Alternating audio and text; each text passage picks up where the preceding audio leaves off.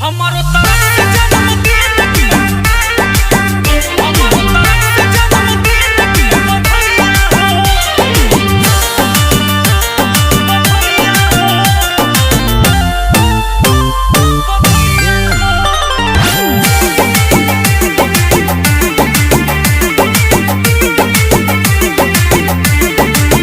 धन बाड़ी जन्म जवन देली तोहके मैया हो, धन बाड़ी जन्म जवन देली तोहके मैया हो। हमारो तरफ से जन्मदिन के बधाइयाँ हो, हमारो तरफ से जन्मदिन के बधाइयाँ हो। जिंदगी में छुआ खूब तरक्की से ऊंचैया हो, जिंदगी में छुआ खूब तरक्की से ऊंचैया हो।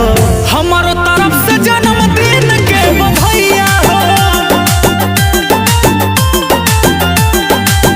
हमारो तरफ से जन्मदिन के बधाइयाँ हो।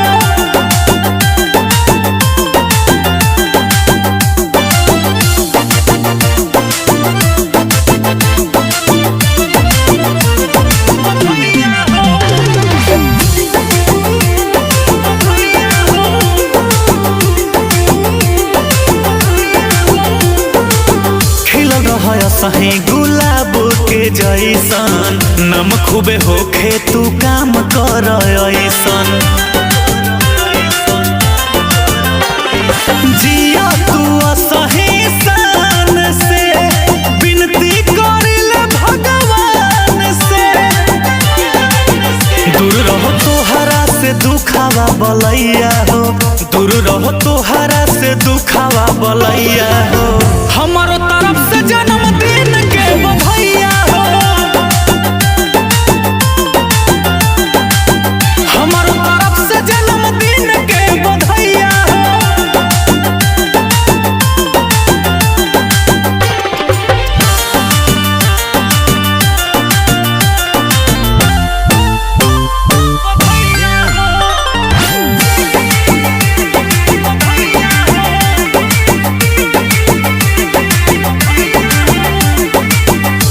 कुछ मिले तू चाहे ला जवान हो, कर ले विश रंजित रन जन हो।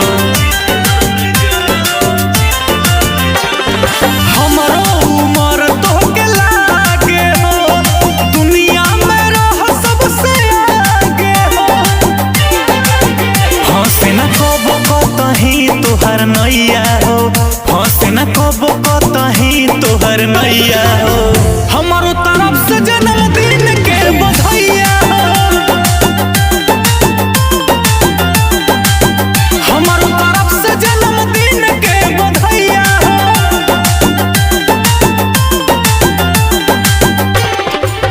हमारो तरफ से जन्मदिन की हमारो तरफ से जन्मदिन की बधाइयाँ हो।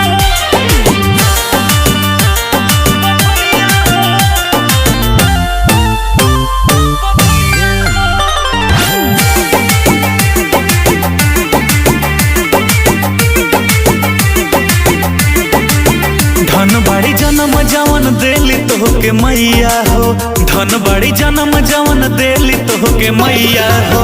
हमारो तरफ से जन्मदिन के बधाइयाँ हो, हमारो तरफ से जन्मदिन के बधाइयाँ हो। जिंदगी में छुआ खूब तरक्की से ऊंचैया हो, जिंदगी में छुआ खूब तरक्की से ऊंचैया हो। हमारो तरफ से जन्मदिन के बधाइयाँ हो, हमारो तरफ से जन्मदिन के बधाइयाँ हो।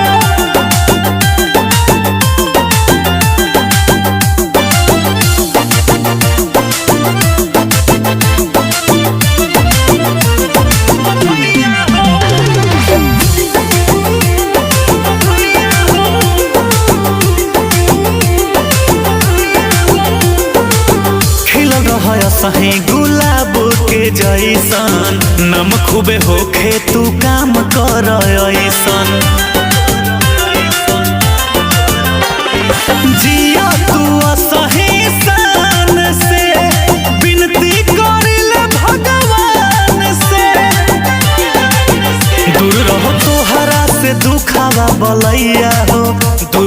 तोहरा से दुखावा बलैया हो। हमारो तरफ से जन्मदिन के बधाइया हो। हमारो तरफ से जन्मदिन के बधाइया हो।